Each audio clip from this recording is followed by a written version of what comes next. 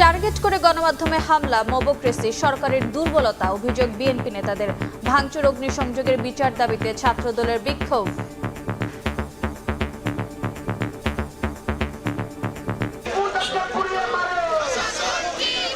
আমরা তো চেয়েছিলাম ডেমোক্রেসি, কিন্তু কেন হয়ে যাবে মোবোক্রেসি? এগুলো আরো কঠোর হস্তে দমন করতে হবে। গণমাধ্যম হোক, সেটা সাংস্কৃতিক প্রতিষ্ঠান হোক, তার উপর আক্রমণ হওয়াটা ফ্যাসিবাদ উত্তর এই সময়ে এটা কখনোই কাম্য হতে পারে না। ওসমান হাদির খুনির বিচার নিয়ে সরকার কেন নীরব? প্রশ্ন জামায়াতের। তদন্তে জাতিসংঘের সহায়তা নেওয়ার আহ্বান। ওসমানের খুনিদের গ্রেফতার করার জন্য এই পর্যন্ত সরকার কি ব্যবস্থা নিয়েছে, কোথায় দুর্বলতা, কি করতে পেরেছেন, জাতি সেই তথ্যটা জানতে চায়। খুনিদেরকে আমরা গ্রেপ্তার হয়েছে, শাস্তি পাচ্ছে, এটা আমরা দেখতে চাই। সরকার এ পর্যন্ত যা করেছেন তাতে জনগণ মোটেই সন্তুষ্ট না।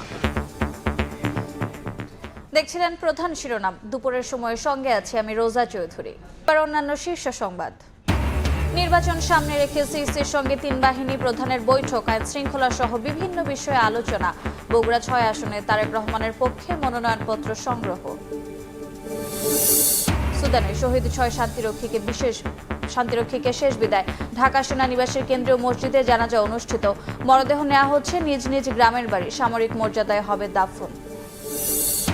জুলাই অভ্যুত্থান নিয়ে প্রতারক চক্রের মামলা বাণিজ্য, আদালত থেকে নথি চুরি করে 3 ভুয়া অভিযোগ, চাঁদাবাজির কথা জানিয়ে জনপ্রতিনিধির সাক্ষ্য। বিপর্যয়ের মুখে ঢাকা চট্টগ্রাম রুটের কন্টেইনার পরিবহন। রেলের 4টি ইঞ্জিন দরকার হলেও আছে মাত্র 1টি।